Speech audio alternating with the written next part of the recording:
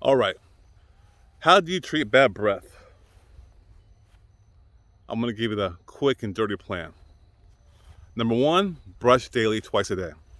Number two, floss.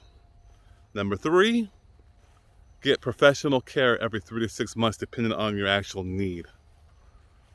Number four, watch the food you eat. Onions, garlic, stuff like that. It's going to give you some bad breath. Number five, when you actually brush your teeth, take the brush head and actually brush your tongue. Don't gag yourself, please, but brush your tongue to remove all of the white stuff off your tongue. That'll give you a little bit better, fresher breath and a little bit more cleaner feeling as well.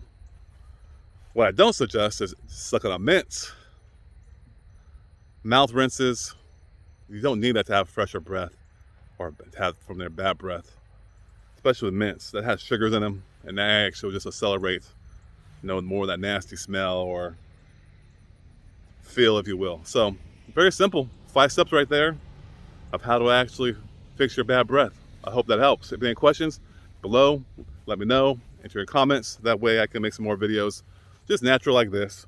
I don't gotta be all stiff in white coat as a dentist.